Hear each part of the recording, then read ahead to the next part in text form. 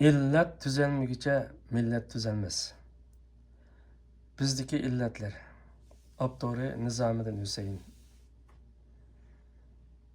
İkinci, buzulgan keyfiyat. Ötmişimizning nadomatlik paytlari to'g'risida. Miladi 17 asrning 70-yillaridan e'tiboran, ya'ni 1678-yili hozirgi Janubiy Sharqiy Turkistonda Apag'o'ja Qo'rchoq xonligi qurilgandan e'tiboran bizning bir qism ajdodlarimiz orasiga tarkiy dunyochilarning bir yurish tarkiy dunyochilik odat qiliqlari xuddi beyushlantiruvchi qora bo'ron shaklida yamrab kirishga boshlagan ham tadrijiy jamiyat ma'naviyati, jamiyat ruhiy kayfiyati bo'lib umumlashishga jazmlashgan. Buni ma'lum ma'nodan olganda ayni zamonlarda ajdodlarimizning milliy tarkibida aslida mavjud bo'lib kelgan ba'zi ma'naviy zabunchiliklarimizga qo'shilgan qora bo'ron shakllik ma'naviy ofat, ma'naviy marazlik deyishga bo'ladi. Shu zamonlardagi bu xil kayfiyat va uning keyingi chog'lardagi soqimdi davomi yoki ta'siri to'g'risida mundaq aslamalarni qisqacha xotirlab o'tishga bo'ladi.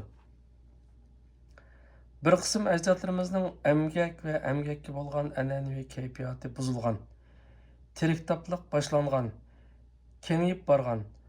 U shaxslarningla kayfiyati emas, siyosiy kayfiyatmi emas, balki shaxslardan halqagan siyosiy qatlamdan sirtqi butkul millatning ma'naviy kayfiyati bo'lib kelgan.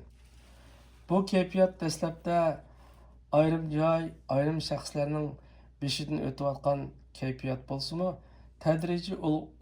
tadrijiy ulg'uyib jamiyatlashgan kayfiyat, millat kayfiyati, odat darajasiga o'rlab ketgan ijtimoiy ustun kayfiyat bo'lib borgan. Buni bir xil ma'naviy seriq hol ofati, ruhiyat ofati demay bo'lmaydi. Buni ajdodlarimiz baxtsizligining yamrash tuguni deyishga bo'ladi albatta. Agar bu ofat vaqtida to'silmasa, bu ofat yo'qib singan millat ma'naviyati to'g'risida ichinish hukumidagi to'g'ri tushunchimi bo'lmasa, ajdodlarimizning baxtsiz zamonlari yomonlashaverib, tarixning asli an'anasiga qaytish, ilm-fan taraqqiyot deganlardan so'z ichish asla mumkin bo'lmaydi. Emgak shijoatdan ayrilgan hayotning baxtsizlikdan boshqa nima qadri bo'lsin? Tarix sahnasidan yo'qolganlar, vayron bo'lganlarning hammasila faqatla emgak shijoatdan ayrilib qolganlar emasmidi? Bu haqdagi hissiyotimizning tövəndəki içinishlik tarixiy faktlar bilan dalillab o'tishga bo'ladi. Apag'o'ja xonligi zamoni 1978-yildan 1678-yildan 1694-yillarda buningga tava bo'lgan yurtlar asosan hozirgi Janubiy Sharqiy Turkiston tavalarida bejirim Uyg'urlardan 300 mingdan jiqroqi Apag'o'ja mazifiga murid bo'lib bog'lanib, butun hayotlik umrini azaldagi emgak qilib ishlab berishdan jahon cho'rgilab tepib yeyishga, amaliyotda qalamdarchilik, ko'kamilik qilib jon beqishga kasb almashtirgan. Ya'ni yurt makon tutmay, uy, bisot, oila bola chaqalarini tashlab o'tib, jonnimi, jahonnimi o'ylamay, uchirg'onga chiqilib, qo'lga chiqqanni ilib olib, nima topsa shuni yeydigan beli bo'sh, qo'li bekor, xudoyi tijmanlardan bo'lib ketishgan. Tarixchi olim adib marhum Ahmad Ziyoyi bu zaman to'g'risida to'xtalib mundaq yozgan. Apag'o'ja zamoni bizning emgakchan ajdodlarimiz o'z taqdirini emgakdan emas, taqdir peshona tarkiy dunyochilikdan ko'rishga ko'chgan g'aflatlik zamondir. Biz u zamonda xalq millat foydasiga chepilgan biror irq o'stan, obod qilingan binam, ahyo qilingan o'rmon, yasalgan yo'l, ko'rik, qo'llangan ko'l, selingan imorat, rivoj berilgan hunar, obod qilingan bozor, mahalla deganlarni anglamadik ham bilmadik. Uning aksicha sonsizlagan ajdodlarimiz o'zlarining eng qobil, eng go'zal chog'larini tilab yeydigan qalandarchilikka, lamakanchilikqa sarf qilishgan. Darvaqa ömür bo'yi ish emgak qilmaydigan divona xonlardan bo'lib ketishni nomus emas, sharaf, harom emas, halol ko'radigan, biladiganlardan bo'lib ketishgan bundaq halol ko'radigan, biladiganlardan bo'lib ketishgan bundaq kishilar bora-bora ko'payib beravergan. Yurtimizmi butun dunyoga qalandar tarqatadigan, chekimlik, nasha, o'shiqliq qimor, jandikulalik, obdal, razil qalandarchilik bilan o'g'irlikni birlashtirgan. Ko'p chiqadigan, tarildigan 6 shaharlik qalandarlar makoniga o'rin bo'lib qolgan. Daniel Xo'ja xonligi zamoni 1697 dan 1734 yillarda Daniel Xo'jachi Qaratog'liq xo'jalarning muridligini qabul qilgan, shularning mazhab kurashlarining qurboni bo'lib, tarki dunyochilik yo'liga kirgan Qashqariyaliklardan 10 mingdan jiqroqi yurt makonlarini tashlab yoki pir avliyolarga duo qildirib o'tib, Xudoyi fiqirchilik, qalandarchilik yo'lini tutib, chet joylarga tarqalib ketishgan. Kerilik Tursun Qari tarafidan 1890-yili Kashmirda yezib qoldirilgan Xotan nomli qo'lyozma asarda mundaq deyiladi. Bizning yurtimizda divonchilik qilib, Baytul Haramga borgan hoji haramlar bordir. Jahon kezganlar bordir.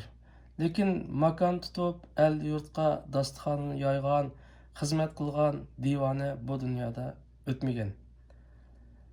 Divona abdallardanmi beterrak maxluq tirik topdir. Tirik top ko'paygan joy cho'l qolur, yurt bo'lmas. Tirik topda vatan, yurt, ota-ona, xotin, bola, nasl nasab, nomus, hayo, hojat bo'lmaslar.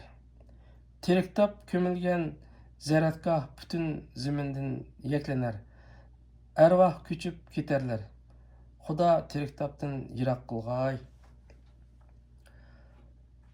Hal emgak, halal turmushlarini tashlab o'tib, no'qonchilik bilan lingshib, qursoq beqib, chiqmas jon, o'lmas odam bo'lib yurib, ömrni xor o'tkazishni ravo ko'rib olamdan o'tganlarning ruhiyotlari keyingi chog'lardagi arvohlarning tuproqlarida texi asrdan qolgani yo'q. Texi ta'sirdan qolgani yo'q. Tarixning jaholat urug'larini o'zimiz terib, parvishlab, o'stirib, miros qoldirib va uni davomlashtirib ketaverib, oxiri avlodi tiriktab, avlodi nomussizlardan bo'lib qolishdan saqlanish lozim keladi. Albatta. Afsus, undaq bo'lmagan. Mana bu buzilgan kayfiyatning bir xili. Buzilgan kayfiyatning yana bir xili. İchki ittifoqsizlik kayfiyati edi. İchki ittifoqsizlikning bir qanoti o'zamchilik va ichi torliqdir. Uning beshi til nodonligidan boshlandi. Bizning ilgari o'tgan ba'zi olimlarimiz unlik, qattiq gap qilishni bo'zak bo'lmasdan quroli qilib bilishgan. Nima uchun shundaq? Ular petishma berib, tinchlik sezgisini yo'qotgan. Kimning gapi cho'ng bo'lsa, shuning roli cho'ng bo'ladi deb bilishgan. Shunga so'zga so'z kelganda atangdanmi yonma deganini bilgan. Ularning nazarida qoida so'zlashning o'rniga chin gap qilgan odam zardilik, vijdonliq odam hisoblangan. Buning soqimda davomi haligacha so'rilib kelmoqda. Bizda hazilparastlik yoki Təbazlıq, cilxorluq, eğir. Bundaq adamlar ağzı yaman, qara qosaq, özünü tutolmaydı, lekin bichara kishini so'rash ko'p, o'zini so'rash yo'q. Ba'zilar bizni ichi yomon deb so'kidi. Darvaqa shundoq. Qo'shnisi palov yesa, o'zi non yeb o'ltirib, "Nerdan guruch topdikina? Yog'nig'u birsidan tilgandu" deb ichiga o't ketadiganlar yo'q emas. At minganlarni eshak minganlar tillaydi. Piyodalar bo'lsa texmi shundoq. Kishilardan yotlashib ketgan bir mahallalik hatto bir jamoat kishilarmi tiniqiga tushmaslik sababi bilan bir-birini yeklashidi. Har biri o'z niyati faqat o'z qarashini jahondoshlik mezoni qilishib olgan. Bundaq qiliqlar tegi-taktidan olganda tarixdan yiqib kelgan böshükdə tekkan keseldir. İttifaqsızlıqның yana bir qanati hasadxo'rlik, ochko'zlik. Bizda ikki do'st nomli bir turmush xotirasi bor. U mundaq. Bir musofir jonbeqish halakchiligi bilan jahon kezib yurib, Zarafshon daryosining bosh iqin bo'ylaridagi xilvat bir jilg'idan bir kona oltin keni tepib olibdi. İşlab ming mushaqqatda bir nokcha oltin olibdi. Lekin uning bu ishini birisi uqib darhol ambalga chiqib qo'yibdi. Keyin qarsa, chiqib qo'yg'ini dal o'zining haqam soyisi koni do'sti bo'lib chiqibdi. "Nima uchun shunday qilding?" deb so'rabdi oltin topqani uningdan. U, "Sengo oltin kon tepib olsan, men jinimni boqolmay yuriyman. Seni chaqmay nima ish qilaman?" deb javob beribdi. Keyin ambal oltin topqanni kanni bilib oldi deb, chiqishtirganni kandan xabar topdi deb har ikkilisini yig'ishtirib o'tib, oltin kanni ilib olibdi. Sangmi yo'q, mangmi yo'q bo'pti. Bizda havasning o'rnini hasad egilib ketgan. O'tmishimizning ana shundoq illatlarga diqqatli bo'lgan bir kishi o'z mahallasidagilarning kayfiyati to'g'riliq to'xtalib mundaq xotir yozgan. Bizning mahallada ko'p narsa 5, oz narsa 4. 5 narsaning birisi qizg'inish, birisi g'ayvat, birisi jidal, birisi sen, birisi men. Oz 4 narsaning birisi birlik, birisi o'zini so'rash, birisi kishini so'rash, birisi xolislik. Etizleri tutuşup, tutulları görünüp, eshaklarning hangrashqini anlanib tursimi, gaplashmaydigan bo'lib ketganlarni kim yo'q deyalaydi. Qisqasi, o'tmishda ba'zilar orasida yalqinjab kuygan Maraz Gulxon keyingi chog'larga tutunlab yetib kelgan. Xolos. Farqi birisi avliyolar tarafidan ulg'aytilgan bo'lsa, keyingisi o'zimiz tarafidan saqlab qolingan. Buzilgan kayfiyatning yana bir xil ifodasi nodonlik, qarqo'saqlik. Tarixdagi ba'zi odamlarimizning nodonligi asosan hashamxo'rlik, o'zini bilmaslik, yasalmalik, haqavurlik, ko'ranglik qiliqlari bilan ifodalanib kelgan. Meningcha hayotdagi ijtimoiy odamgarchilik bir xil hashamxo'rlik zinnati emas, balki hayotning bir qismi. Lekin bizga miros qolgan odamgarchilik o'zimizni boshqalarga ko'rsatadigan bir xil shakl bo'lib qolgan. Sen doğamni chaqirsang, men begimni chaqiraman. Sen sopimga qo'l bersang, men ishonimga qo'l beraman. Sen mehmonga qo'y so'ysang, men kala so'yman. Sen qoziga arz qilsang, men ambalga arz qilaman. Sen 10 qo'y o'ltirib 10 kun to'y qilsang, men 100 qo'y o'ltirib 100 kun to'y qilaman. Mana bu bizdagi hashamxo'rlik mijozi. Hashamxo'rlikning tarixiy manbasi to'g'riliq bizgacha mundaq bir xotira yetib kelgan.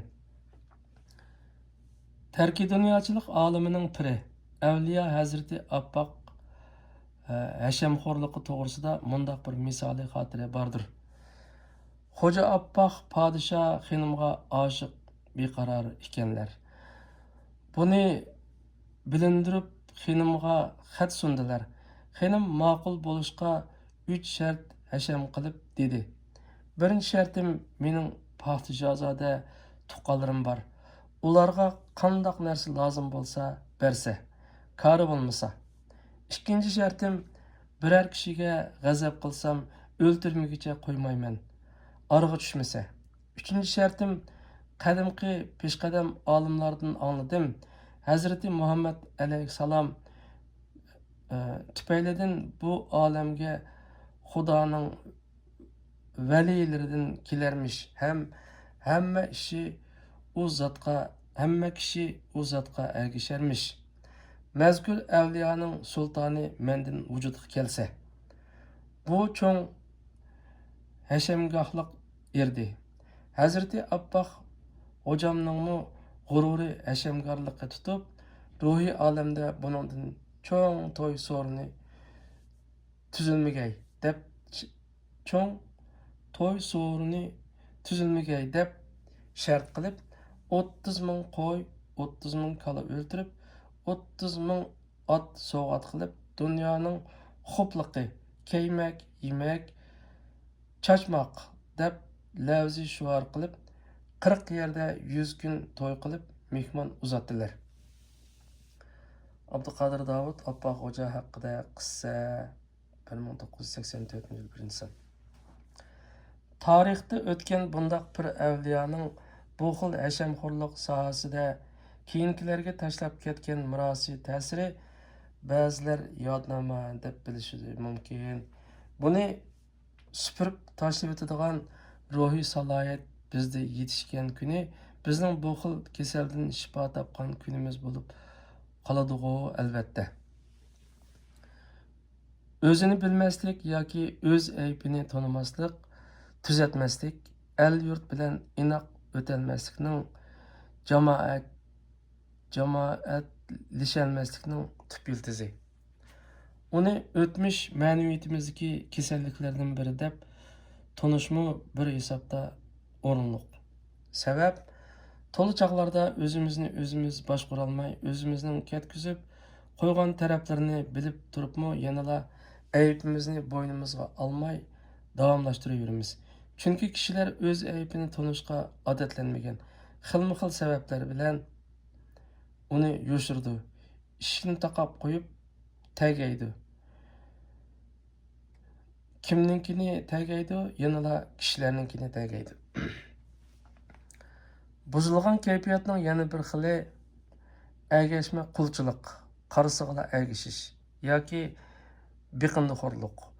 Bu to'liq jamiyatlashgan onalar xo'rligi, bechorachilik illatlar bilan tarkiblanadi. Mening ulug' babam, cho'ng babamning dadasi ishongan murid bo'lib pirga ergashgan. Cho'ng babam dadasining izini besib, ishonning o'g'liga murid bo'lib uni ergashgan.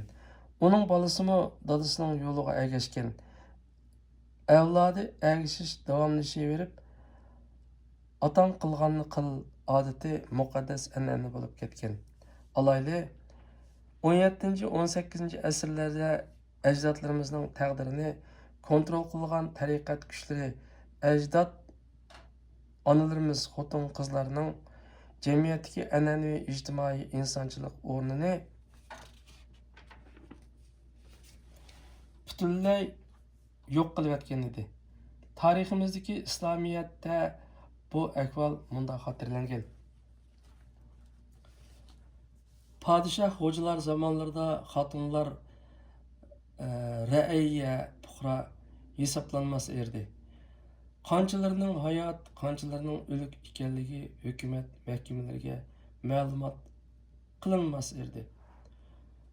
O'g'il tavallud topgan, tug'ilgan hamon odamlar tizimiga putilar, qiz putilmas erdi. Qizning tug'ilish, o'lish hisobini hech kishi hech yerda hisobga olmas erdi. Ersiz musulmonchilik qilgan, ersiz uy tutgan, ersiz kasb tijorat qilgan, erdan erlik davosi qilgan, erga javob yondirgan, ersiz mol qon qilgan, nazra to'y fotiha o'tkazgan xotin kishining ibodati qabul bo'lmas. Xotin kishining guvohligi inovatsizdir. Sadra ro'pashlikni tark etgan, nahiy harom qilgan, kayf qilgan, erga husumatli bo'lgan, mardona badan a'zolarini yo'g'imay, yapmay yurgan mazlumlarni niyatlaridan yondirmoq, tov qildirmoq, mazlumning jasadini erning jasadining doimo oyg'ida qo'ymoq islom yo'lidir. Bundaq ta'limotni o'ttirg'a atquchilar ehtimol onadan tug'ilmasi kerak.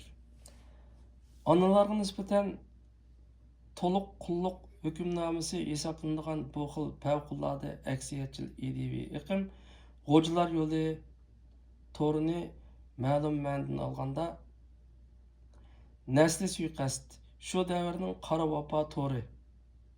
vabo to'ri deyishga to'g'ri keladi albatta. Lekin bu holat kishilar tarafidan vaqtida to'silmadi. Aksicha e'tibor an'ana qilinib yo'lga qo'yilaverdi. Shunday qilib sonsizlagan amon nisoxonlar, sonsizlagan ana olimlar, ana yozuvchilar, san'atchilarni o'zlarimiz uylarga solib ko'mib Ananing xo'rligi, balaning xo'rligi, analarning xo'rligi butun millat jamiyatning xo'rligi ekanligini, analar ozodligi bo'lmagan jamiyatda xalq, millat ozodligining bo'lmaydiganligini tunib yetmadik. Qarong'uga o'rgangan qaron odam bo'lib, agishib ketaverdik. Bu xil holatni keyingi chog'larda o'zgartira oldikmi? O'zgartdik degandimi ma'naviy davomini texnikcha jamiyat xarakterlik tugatalmadik. Pak uchun a mahalladagi bi akimizning oila etnografiyasini xotirlab ko'raylik.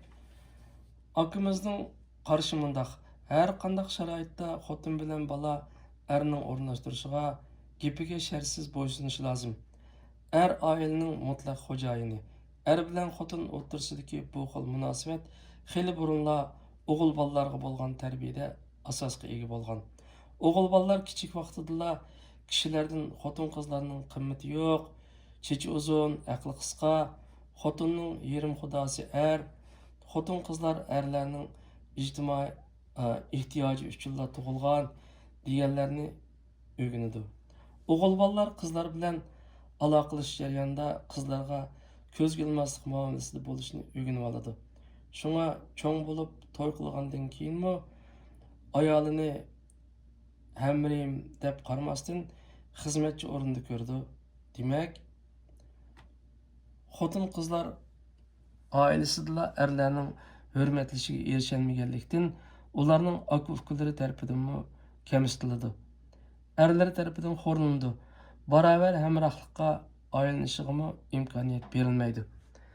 Qiz tug'ish ma'yuslik ilib keladi. Bizning bi akamiz 90-yili 33 xotinni qo'yibdi. Pushtidan bo'lgan 6 o'g'ilni beqib, 8 qizni onalarga tashlabdi. Qo'yib o'tilgan xotinlarning 9'i og'zi yomon, 12'si hayosiz, 5'i ko'chi kezdi, 2'si tegipaslikda ayblangan. Yuqorqi ayb gunohlarning hammasila yanala tarixdagi g'o'jilar